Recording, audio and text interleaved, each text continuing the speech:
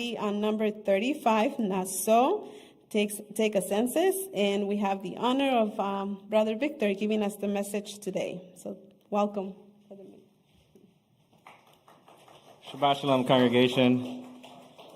And as I allow Glendy some time to go into the very nice cubicle for translating, I'm going to use this time to kind of give a commercial to the people online. We do have a children's ministry. If you are not aware, we have a great team of teachers who are very dedicated to children. And during the message portion, children go into a classroom and they get a more digested version of the Torah, something that is more within their understanding, within their age group. So we have two age groups. We have from 4 to about 6, correct? 4 to 6, and then 6 and older. So we have, we have a great team that is very dedicated to the children. So if that's holding you back from coming into the congregation, don't let that hold. If your children are holding you back from coming to the congregation, don't allow that to hold you back. So not to belittle the congregation that we have here. I am very glad that all of you are here. I'm very thankful that my in-laws and my parents are here today with us. So very grateful that they're here. So now let's get into the message of today. And as Glendy said, we're this week we're going over Nasso. And in the last few weeks, Rabbi John has been talking a lot about character development, right? Last week he was talking about duties and responsibilities and how the Torah is really focusing on duties, responsibility. It's like God has taken a moment in the Torah now to really hone in on the development of the character development of the people of Israel. If we were to summarize it, the book of Genesis is a lot of history, the history of Israel, how Israel came to be. Exodus and Leviticus, it's about the law and the development of a temple, right, in which we're going to honor God. And so it's about God's presence, God's not letting them go in the desert. And it's a consensus of the development of the temple, the laws and the rules in the temple. And we're here at this stage where the Torah is bridging the temple, the development of the temple, and now they're about to enter the promised land. Well, they're about 40 years because they're about to make another mistake, right? And they're entering into this promised land. So a lot of it has to do about character development. So I'm going to focus on Nazir. And most of the events in the book of Numbers are happening in the wilderness. This is the 40 years of them wandering in the desert. So, of course, in 40 years, God has to turn their attention to what kind of character do you have to have in order to enter the promised land. The first 25 chapters of the book of Numbers, they talk about the experiences of the first generation of Israel, and then the latter start talking about the later generation. And there are themes of obedience, rebellion, and then repentance and blessing. So there's a lot of that happening here in the book of Numbers. If we were to kind of also go back to the book of Leviticus, a lot of people, or the book of Leviticus, a lot of people think the book of Leviticus is really hard to understand because it's a lot of laws. Now we're coming back to stories and more of the character development.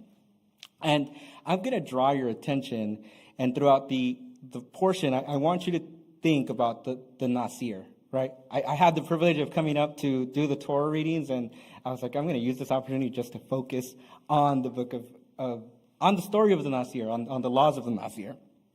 So I want you to think about that. And as you're thinking about that, think about why did God give the ability to have a vow of the Nazir? What's the importance in that? And I'm going to try to focus you on some overlooked laws of the Nazir and some fascinating parallels between the Nazir and the Cohen. And I think in understanding that, I hear an echo. In understanding that, I think we can see that God is telling us what type of character he wants us to develop. And that's an elevated kingdom principle character. He wants us to have a character that is focused on the kingdom. So let's get into it. First of all, let's review what is the law of the Nazir. The law of the Nazir, it's in number 6 from 1 through 21, and it's a vow of separation. It's either a man or woman of Israel would make a voluntary vow to separate themselves for God. During this period, the Nazir had several restrictions. They weren't allowed to cut their hair. They weren't allowed to consume grapes or grapes products, wine, vinegar, raisins. They weren't allowed to touch a dead body, and they weren't allowed to be in the same place as a dead body. If they were to touch a dead body, or if they were to come across a dead body, or if they were to accidentally get impure, become ritually impure, essentially it's a reset button. You got to start over and start your vow over, right? So this is the entire time of the Nazir. They have these restrictions. At the end of the Nazir, the individual has to bring in a few offerings to the temple.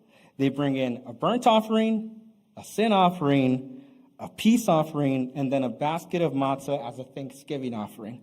And in addition to that, they're required to shave their heads, and they're required to burn the hair that they just shaved up. So that is another offering that they give to God, right?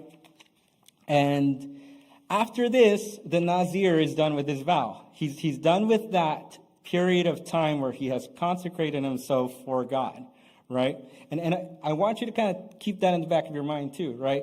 Now he's coming into this regular life. He's going from a separated life into a regular life, a common life, back to the people of Israel. And the practice of the Nazir today is very rare. You don't typically see or hear about the Nazir vow being taken upon. One, because there's some arguments that Yeshua told us not to engage in vows that we can't complete, right? Don't make a vow. The other argument for it being so rare is that we don't have a temple. So if you were to engage in the vow of the Nazir right now, you wouldn't be able to end it. So if you were to say today, I'm going to do a Nazir vow, you would have to do it for the rest of your life, because there's no temple in which you can go back to and give your offerings and shave your head and have a priest overlook all that stuff. So a little bit about the Kohanim. I said I wanted to kind of connect the vow of the Nazir, the person who is taking on this vow, to the Kohanim. What is a Kohanim? A Kohanim is a priest. They're the priest, they're descendants of Aaron, who is the brother of Moses, and they were responsible for officiating the temple rituals and sacrifices. So they have a special role, right? There are some characteristics to focus on the Kohanim. A Kohanim is a lineage. You have to be part of the sons of Aaron in order to serve in the position of Kohanim, right? And the Kohanim are the only ones in the times of the temple that are allowed to exercise the service and to actually enter certain parts of the temple, right? That being said, there's a high priest who is allowed to be the one to only enter one section. So we see that there's a special role that the Kohanim have.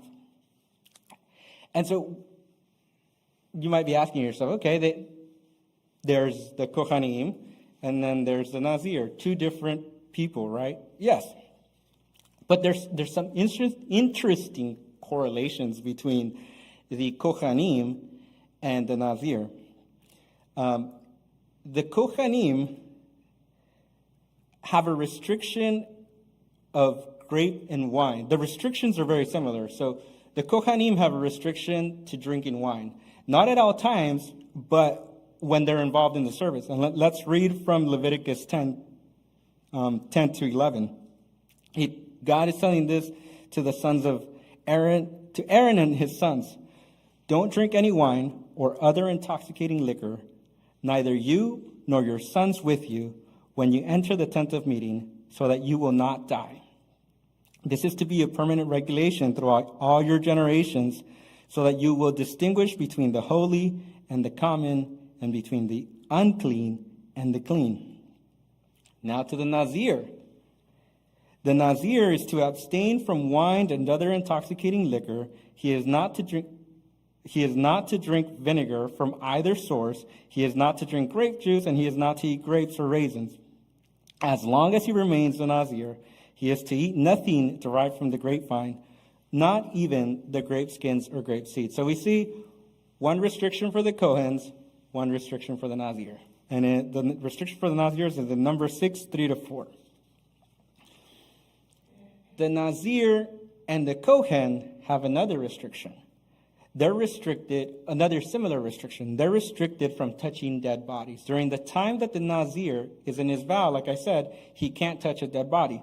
Similarly, regular Kohanim are forbidden from touching most dead bodies with the exception of immediate relatives. The Kohen Gadol, however, the high priest, is not even allowed to touch his immediate family members. To the Cohen who is ranked highest amongst them, this is from Leviticus 21, 10-11, the Cohen who is ranked highest amongst his brother, the one whose head the anointing oil is poured and who is consecrated to put on the garments, is not to stop grooming his hair, tear his clothes, go in where any dead body is, or make himself unclean, even when his father or his mother die. To the Nazir, in number 6, 6-7, the rule is throughout the period for which he has consecrated himself to Adonai, he is not to approach a corpse. He is not to make himself unclean for his father, mother, brother, or sister when they die. So that looks like two very, it's a coinkydink, right? It's a coinkydink. It's some people would say this is such a coincidence. The Cohen and the Nazir have the same prohibitions. That's two. Let me give you another one. And this is a little bit more of a long shot, but follow me. And it's about the head. It's about the head of the Kohanim and the head of the Nazir. The Kohanim are forbidden from cutting their hair, right? Unlike the Nazir has to cut his hair first. The Kohanim are not forbidden from cutting their hair. So the rabbinical texts actually say that the Kohanim had to maintain themselves groomed. So the Kohanim should cut their hair. The Nazirs were prohibited from cutting their hair. But the Kohanim were required to wear a head covering called the mitznefet. And on the top of the mitznefet is a golden plate. Let's read from Exodus 29:6. You shall put the mitznefet, the head covering, on the head of the high priest, and on top of the head covering, you are to place the Nezer HaKodesh. So on top of the mitznefet, which was this item called the Nezer HaKodesh, the holy crown. So a Kohanim was required to have a holy crown on his head. I might lose some of you here, and I might have already lost you. But follow me because this is really interesting, because when the Torah is describing the nature of the Nazir during this vow, he tells him in Numbers 6-7, the crown of God is upon his head. And this is shortly after he's telling him about the not shaving their heads. He says the crown of God, the same word for holy crown, the Nezer HaKodesh, is used for the lack of shaving represents to the Nazir. It's a crown upon his head. So now my argument is that Kohanim and the Nazir both have a crown on their head. So we have three similarities. And If you thought that one was a curveball, this one's a little bit more clear. But it's a backwards connection. At the end of the Nazir period, there were a few sacrifices that had to come into place, right? So they were required to bring the sin offering, peace offering, burnt offering, and there was one more, and I kind of, so there were 4 offerings that they were required to bring. And this was a deconsecration offering. This was going from holy into the unholy. Do you remember in Shemini, in Parashah Shemini, that the Cohen, prior to them becoming Cohen, they had a consecration ceremony and a consecration ritual? There were 7 days that they had to prepare themselves for Shemini, the 8th day, in which they were to start their service. And on this 8th day, the Cohen, or the soon-to-be Cohen at this point, they are required to bring the same 4 sacrifices to the temple. So this is such a clever connection because one, it's to consecrate, and the other is to deconsecrate. And I'm going to go into this a bit later, but focus on the deconsecration. There's a deconsecration where the Nazir is going from being holy into being regular. And by now, if you've heard any of my previous preachings, you're probably asking yourself, what's the point, right? Why is all this important? Am I saying that the Nazir and the Cohen are the same? Yes? No? Maybe? No, I'm not saying that. I'm not saying that they're the same, because God creates distinctions for a reason, right? God created the Nazir, or provides the laws of the Nazir for a reason. God provides the laws of the Cohen for a reason. There are distinctions all over the Torah. 6 days of labor, 7 days of rest. Holy, unholy. Man, woman, parent, child. Distinctions are necessary and must be respected. But even amongst the biggest of differences, you can find a common ground, and the common ground is very telling. When you find the similarities, it's very telling as to what the purpose of it is. And just to be clear, there are differences between the Cohen and the Nazir. Not everybody can be a Cohen. God has selected the sons of Aaron to be the Cohens. And I want to slow down a little to make sure that we're all on the same page. When you think of a Cohen, what comes to mind? Sacrifices. Anyone else? All right.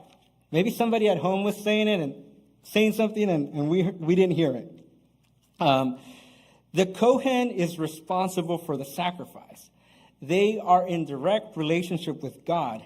The Cohen embodies an inherited holiness passed down from generations to generations. It's a birthright. It's a constant reminder of a sacred calling. The priesthood is a prestigious title. And with great power comes great responsibility. Thank you, Spider-Man. Uncle Ben, actually. The role of the Cohen was essential for the people of Israel.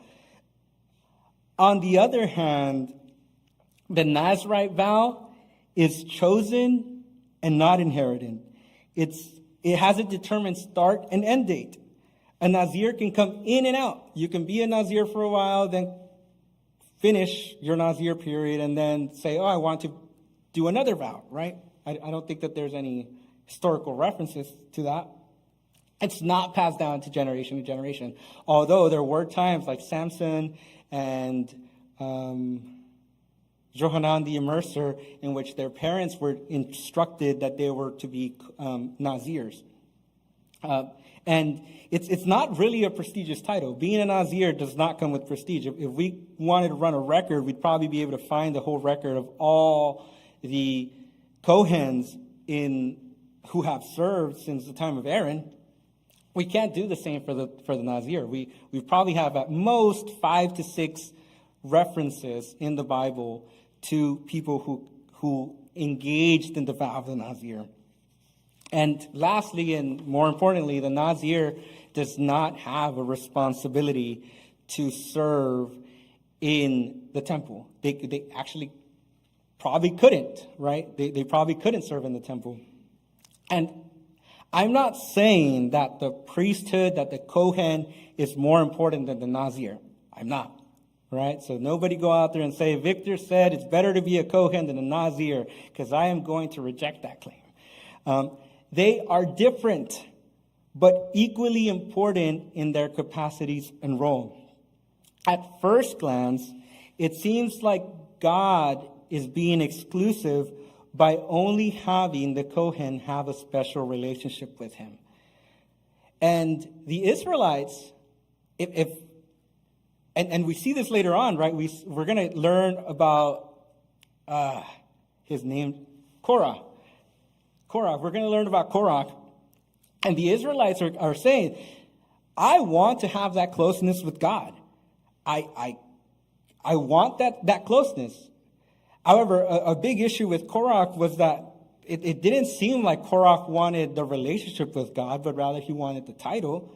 But the Nazir, or the person who's engaging in the vow of the Nazir, is saying, I want that closeness, with that same closeness that the Cohen have with God. I can't have the service. I don't have the special lineage. Or I don't have any of the requirements to be a Cohen, but I want to have that closeness. I want to establish a Cohen-like relationship with God, and that's what I'm going to do by engaging in this vow. I'm going to enter this vow because the vow of the Nazir represents that chosen holiness, an active separation from the ordinary for a designated period. It's making a conscious decision to pursue an elevated kingdom principle character.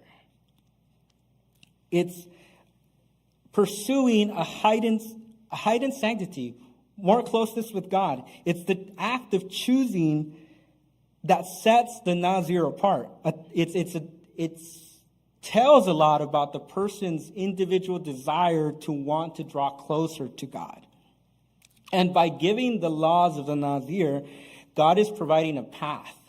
It's providing a path in which the people of Israel, men and women who were not born to be Kohens and are not able to serve in the temple, are able to make a conscious decision to bring themselves closer to God and to consecrate themselves for God.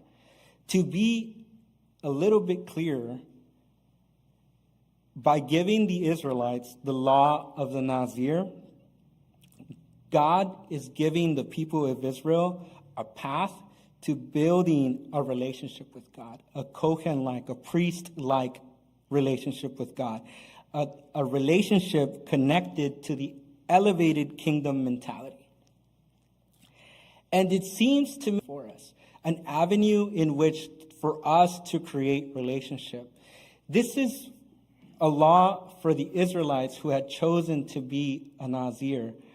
God also provided us Yeshua in order for us to have a connection to God, for us to be able to turn back and say, I can choose to be connected to you through the sacrifice of Messiah Yeshua.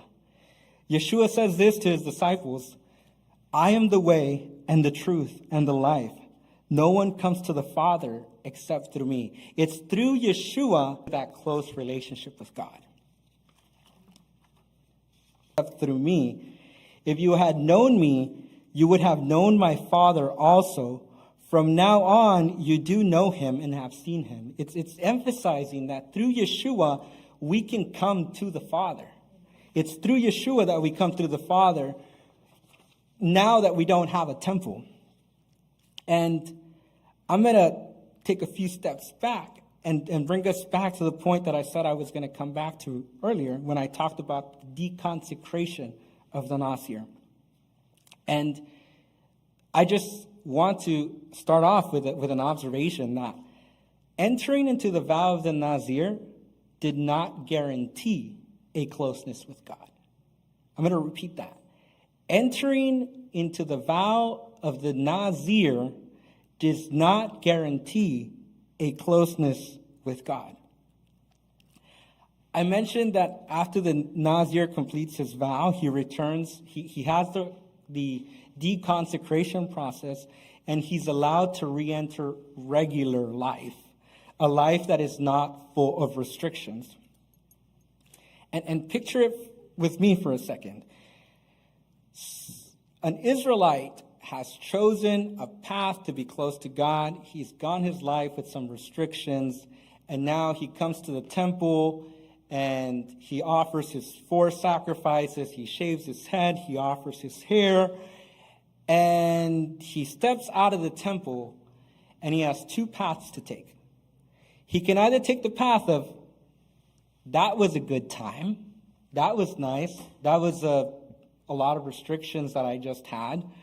Let's go grab a cup of wine and let's go shake hands with the dead or people around there, right? And let's just forget about the experience that I just had, right? Or the Nazir can leave the temple and say, wow, that experience that I just had, what am I going to do with it? How am I going to move forward with it? So there's 2 paths, and the Torah is telling us that this person is to return. Is the Torah telling us that this person is to return to regular life, to the rest of the camp, without taking into account the vow that they just fulfilled? I would hope not. I would hope that the Nazir would take the latter approach and say that the relationship with God that he just experienced, that it was so intense and that he would want to continue that relationship and potentially even share it, right? There should be a special level of spirituality in relationships. Perhaps the message to the Nazir is that their hands are now filled with a role that will help him use the tools and experience that she or him just gained of being close with God to share it with others. Perhaps their role requires going back to the regular world and serve in ways that the high priest can't. At this point, there is one essential group that the Nazir can connect with that the high priest can't. Can you guys connect it to what group that is? People who are in mourning, people who are hurt people who are in places that would make them impure, in places that the Cohen can't enter because of the impurity laws that are restricting the Cohen. Now the Nazir can go in there and approach them and share that relationship with God that they just exited. Post-vow, the Nazir has a responsibility to remain vigilant and to continue to shine. The Torah teaches us that our Messianic hope is not a birthright to be passively received, but a calling that demands constant vigilance and rekindling.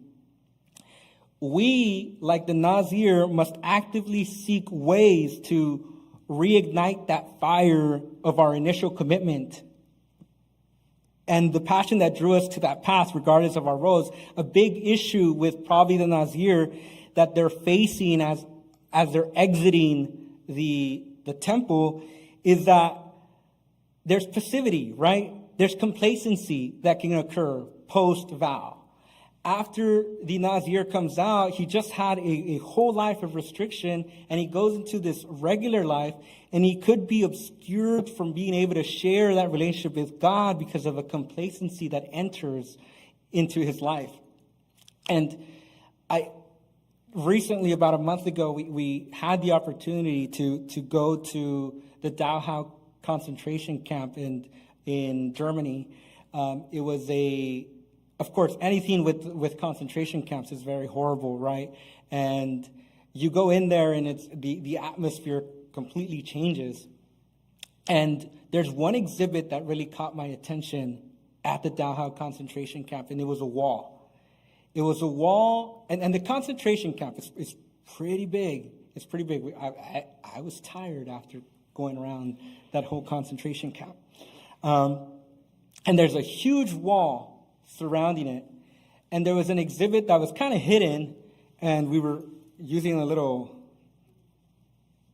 translation equipment because Americans in Germany, we're so privileged to always speak English here, and you go somewhere else, it's like, nobody speaks English. I need something to help me understand. And this wall was, when I clicked on it, the name of the exhibit was, "What did the people of Dachau know?" What did the people of Dachau know? And I was like, okay, that's interesting. And so this exhibit, it went in to talk about how the people outside of these borders, inside were the prisoners, right? There were Jews, Jehovah's Witnesses, people with sicknesses, people who would contradict the Nazis. There was a whole bunch of prisoners in this camp. And outside this wall was a population of Germans. And what did the people of Dachau know? There were three groups. It was one group that they knew what was going on. They knew what was happening, and they were supporting it. They were all in favor of criminalizing these people and treating them the way that they saw the smoke, and they didn't care. There was a second group, which was a rebellion group. There were people who saw it and rebelled. But to me, the most dangerous group was that third group. The people who saw it knew it was wrong, but were afraid to act. They didn't want to engage. They just looked the other way and said, well, it's not me. It's not me. And that's where I'm kind of trying to connect it, because it's a counterpoint to the Nazir, right? A lot of us can fall into that complacency. After we all come to Yeshua, I'm going to make the assumption that we're all here because we're all seeking a relationship with God, and we've all understood that Yeshua is the way to that relationship, and we've all been impacted in our lives to want to pursue a relationship with God. But we can all fall into that complacency category. We can all fall into that category when once we come out of temple, we just forget. We forget what we were focused to do in these 2 hours, 3 hours that we were at temple, right? We fall into that complacency, and we forget that we have a role, we have a duty and responsibility to the rest of the world. The Nazir is a counterpoint to indifference. The Nazir is a chosen path not only while you're in that vow, but actually when you're outside of that vow. And I want us to take a moment to recall the moment in which we embraced the hope of Messiah Yeshua. What ignited your passion? Was it the promise of redemption, or was it yearning for a just world? What was it? For me, there's been many instances, but I can recall probably the main instance. It was the year 2016. It was a hard, difficult year for both of our families, Medes and I. And in turning to God, I found a sense of peace. I discovered the promise of peace. And not only did I want to acquire that peace, but I wanted others to feel that peace. It really ignited that passion of believing in Yeshua, is believing that regardless of the difficulties, that there is a positive outcome, whether I get to see it or whether I get to understand it or not. And I'm not going to lie, there are times that I forget. I'm out in the world, and I forget. I forget to share that peace. Sometimes I'm not the most peaceful. And where did that peace come from? And I think it falls into the duties and responsibilities that we have in moving forward. It came from biblical truth. It came from understanding the truth in the Bible. And I think that, to me, is the responsibility that we have. The book of John 8:32 says, if you obey what I say, then you are really my Talmidim. You will know the truth, and the truth will set you free. It's about discovering the truth. Nazir, the vow of the Nazir, it's about not becoming complacent and moving forward to discovering truth and sharing that truth. Nasso compels us to have a kingdom-elevated mentality, to have that mentality to be able to share to the world. I want us to ask ourselves, can we cultivate the same dedication of the Nazir with the life commitment of the Cohen? Can we guard against complacency, ensuring that our service to the Messiah remains vibrant and renewing? I pray that we're all here for the same reason, because we want to have that relationship with God. I pray that we can all really push ourselves forward to have that Nazo-like mentality in which even post-vow, we want to maintain that relationship with God. And He's allowed us that. He's given us the avenue for it. Let us embrace the fire of the Nazir within the Cohen's commitment, ensuring that our service remains a vibrant expression of our hope. That's all I got. That's all I got. So I really hope that inspires you all to move forward in this commitment that we have, in this commitment that we have to follow Yeshua, in this commitment that we have in the Messianic hope, and that we apply that in our everyday lives, and we go out there and make a difference, right? It's not just about these inner walls. It's what happens outside these inner walls. It's the impact that we can make outside these inner walls. Let us pray. Avinu Malkeinu, our Father, our King, we come to you humbled in our hearts.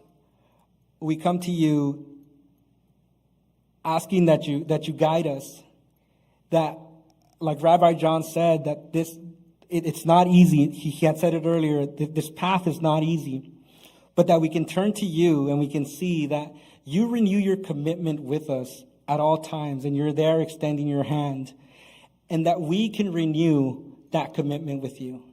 We ask you this not by any of our merits, but by the merits of Yeshua. Amen.